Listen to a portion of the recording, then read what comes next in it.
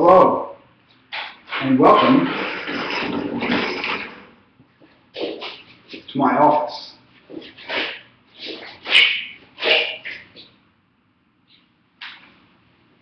Here it is. I am here to tell you about what I've been up to. Hey Rob, what have you been up to? Well, I'm glad you asked. See, over the past week or so, I've been working on a couple of things. I just did a gig for someone, a friend of mine, Elaine, who is a friend of a friend as well. I was a bartender at his father's book launch. And I learned some very important things. One, cerebrals knows everybody. And I mean everybody. And two, is I really don't like old Indian people. Like middle-aged, middle-class, bourgeoisie Indian people. I mean, I knew that before because I worked for something, but like, they are so persnickety and just like, yo, back the fuck up, son. I am working this table. And I'm not working it for you. So maybe just roll back. Roll back. No, sorry, roll back. Because I'm not here for you. Okay? I'm not. Anyway. And, you know, the other thing is that it was uptown. It was an Upper West Side. I like the Upper West Side, you know. I think I might want to move there, actually. I kind of like it. I dated a lot of girls from over there, you know. My ex is from over there. So I was just like 10, 20 blocks from my house. I thought about, but I was like, nah. It's funny. It's a whole. You probably don't want to hear me talk about my. You know, you hear me talk about that shit all the time. Like in every video, we talk about this shit. It's like, yo, it's been a while. I know, but you gotta understand. It's like, imagine you go through your whole life, like not sure. You know, like you know, but you feel it in your heart, but you're not sure. And then one day you find like a phoenix, you know, that is like really good at like rap battles, but also has an amazing sense of like personal style and like it secretly touches the three harmonies that like no one else knew existed, but like you yearn for, like that. So yeah, it's like this. People are like, oh yeah, there's plenty of fish in the sea. It's true, but most of those fish taste like tilapia. And then a lot of the other ones are just downright unpleasant, and a couple of them are downright poisonous. So, yeah, there's plenty of fish in the sea, just most of them are really unpalatable, you know? Not all of them, like, every time you try to, like, touch the taste of them, spiritually speaking, you know, like, you can taste colors. So, you might hear me talk about her, you know, that whole thing again. Maybe even in this video. Shit, I don't know. I'm just busy looking good. I look good. Yeah, I look good. So, I also adjusted the microphone on this so it's not like because I hate that shit. Anyway, man, I wish I still smoked. I gotta leave this place. I was talking to my roommate and she's like, yo, so you said you wanted to like talk about something. I assume you wanted to talk about like, you know, you still being here. And I was like, that didn't even occur to me, but like, I'm happy to stay. And she's like, well, I need my space. And I was like, cool. Shit, we ain't fucking. You know what I mean? Like, I'm not trying to date this person. And, you know, if they need their space, they need their space. That's not really my thing. I don't really care. You know what I mean? Extremely blank, but the light is on, so this might record, it might not, and then at the end of the video, you might just see me doing like this for like 30 seconds or whatever. Anyway, yeah, so I'm trying to find another space in the building. I might try to get my own space, you know. I like it. I don't want to move. I'm getting my desk, you know what I mean? Like, getting my desk. I was going to shoot this video on Sunday because I'm getting my desk on Sunday, but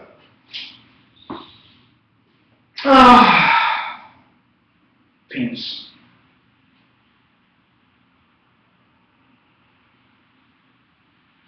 I don't know, man. You know, I got the tower card. I made the video about that, right? Like, which is like, shit is going to turn around and shit, like, everything is going to fucking, foundations would show. And that's what my life has been like since I came back to New York. And, you know, I'm changing into a different person, you know what I mean? I'm not the same old double Rob you always knew and loved. I mean, you know, I love her, but like, when I'm like, I want to move to the other boy's side, I'm not like jerking off about that shit. I'm like, that's the shit that I'm doing. I don't know how, I don't know when, I don't know where, I don't know how I'm gonna get fucking movies finished, I don't know how I'm gonna get rich and famous and shit. But I'm gonna do that shit, like. I was talking to my dad about the difference between doubt and uncertainty, you know. Because my principal character defect is really doubt. You know, the four core beliefs of the addict are: there's something fundamentally wrong with you, Robert. If people really knew you, they wouldn't like you, Robert. There's no real use in reaching out because no one can meet your needs or help you, Robert. And escaping / getting high, however the fuck you do that, is your primary need, Robert. Now, for me, the principal one, upon which all the other ones are based, which is there's something fundamentally wrong with you, it comes up differently because, like the Stuart Smalley thing, it's like, oh, I'm good enough. I'm smart enough. I'm pretty enough. And people like me. That's not the point. You know, the doubt says to me, oh no, you're the most qualified person for the position. It just doesn't matter. Because it's not going to happen for you. And, you know, that's the lie that I have internalized, that I believe. That, like, no matter how hard I try, no matter how, you know what I mean? Like, it just doesn't matter. It's hard for me to put in work, get up in the morning, when, like, I believe that fundamentally the universe will not provide for me what I truly want and need.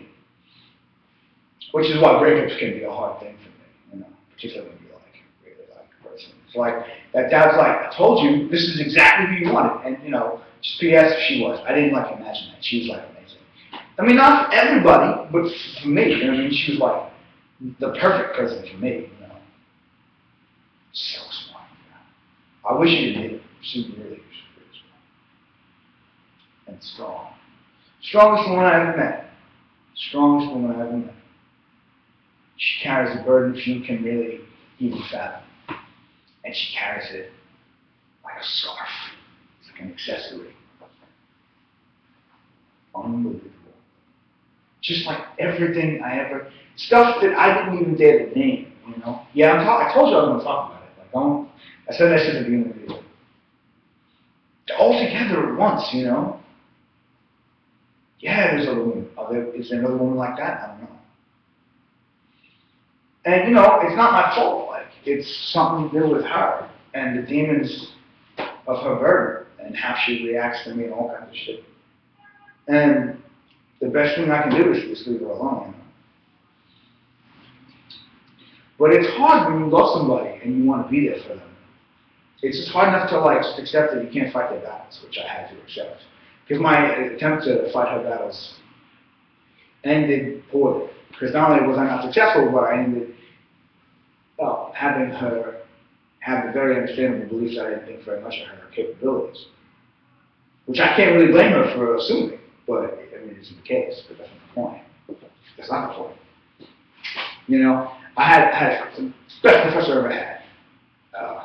Professor Collins taught me the Iliad. 2-page papers. 1 page of what you could or couldn't do in the paper.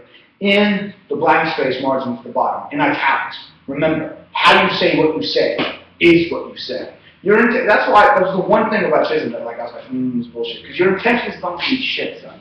Your intentions, fuck the road to hell, the road to perdition, the road to nothingness, the road to shit not happening, the road to, oh shit, oops, I did it again, is paved with intention. Good, bad, or indifferent. If you do like the right thing for the most racist reasons, you're still doing the right thing.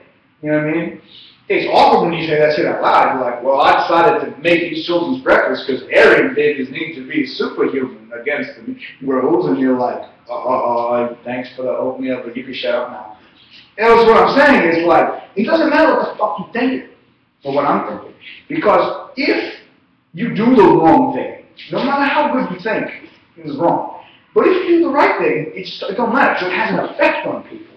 Well, the shit you think, the things that you do, they affect motherfuckers. Positively and negatively, you know. But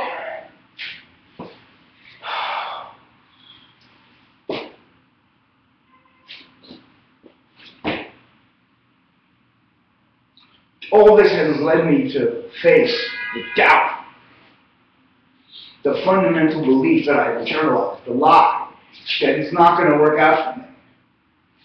Which isn't true, but I manifest as truth. It isn't true, but I internalize it as truth. It isn't true, but it's the ships that I see in the water, like the Native Americans who couldn't see the boats that the white people came on. For me, I see the truth of these boats, that I can't do it. But I know it's because I can do it, but it doesn't matter. It's not going to happen for me. And it comes from a lot of places, but the point is that it feels real, even though I know it's not. And I have to give it up to my higher power, which we've talked about before. Everybody has, relationships with a higher power, devout atheists, Christians, whatever. Mine's very practical because, I can see it, and it's real big, and it's in the sky, and it affects the fundamental course of human destiny. And, it's the moon, because it's fucking there. Like, God bless people who, believe in Jesus and stuff and everything, but, I, have never seen, first of all, I've only even twice heard about a Jewish dude who is into carpentry, right? Let alone motherfuckers that can surf. Jews, okay, Jews are like for real black people. They don't go in the water. You know what I mean? They don't go in the water. They don't do that shit. I've never, they go to Miami, but they don't go swimming. You know what I mean? I've never seen a boat that actually fucking just surfing. Because the yarmulke will fall off. It's not gonna happen. But I have seen the moon a couple of times, and it affects the tides, and women's menstrual cycles, and a whole bunch of others. I can get into all that poetic shit, but the point is, I give my shit up to her because she's there.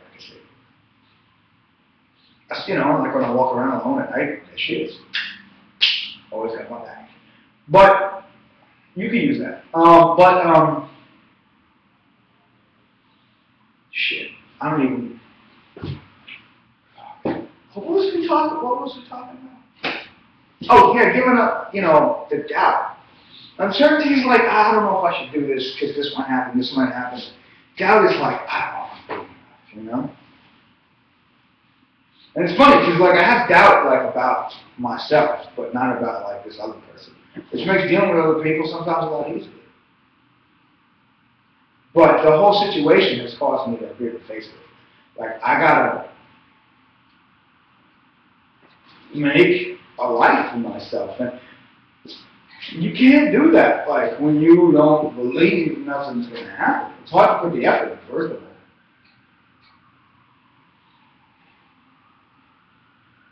Doubt, man. So I just keep being all right, here you go.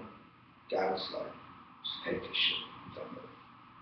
I don't want to feel like this, I want to feel, because people see me as really confident, and I am really confident, but I'm doomed, or I feel doomed, I've lived my life as a kind of a poetic gesture, ultimately believing that everything would be a period victory, and a lot of times it hasn't, and that's, some of that is, the nature of the survival coping mechanisms that I've developed in less than optimum circumstances, and, some of it's just bullshit. It doesn't have to be pure. I can eat at the table. I can own the table. You know what I mean? I can own the turkey and fucking chairs and shit. But not believing that shit ain't gonna happen. I just said I'm tired of being sad like this. I'm tired of being Eeyore, fucking Charlie Brown about everything. No, maybe, no.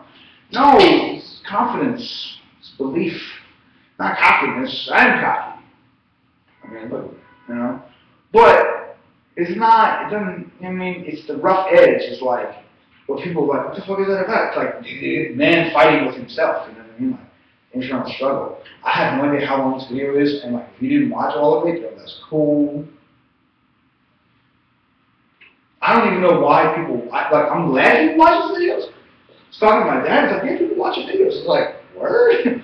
I'm gonna watch this video, and that's like, I put it on and then I watch it. I don't edit shit. Like, it's a confessional kind of thing. Honestly, I wouldn't get closer to the screen, but like, my head would get chopped off by that angle camera angle. You'll see it. Okay. I talked about the lady, like ex-girlfriend. I talked about the bullshit that I did recently, and how to I'm getting a desk, I'm like at the couch. Gotta find a new space. Want to move to the Upper West Side. Need a job. Need a job. I need work. And I can't figure out what I need, work-wise. And what would be good for me. And I need to get rid of my doubt, keep giving it up. I guess that's everything, Tell you what, why don't you comment in the video and tell me what it is that you heard, okay? No, yeah. Just fuck other people, just you. You're the only one that's going to comment, so comment. I know you're thinking about it, so like, do it, you know what I mean? What did you hear in this video? Because I don't know what you hear. Like, I don't even know why you listen, but like, what did you hear me talk about? I'm curious. Curious. I mean, this is interesting to you, so I'd like to know why. So I can do more of that. Yeah, see, now I gotta put in my name and shit. Well, it's kind of,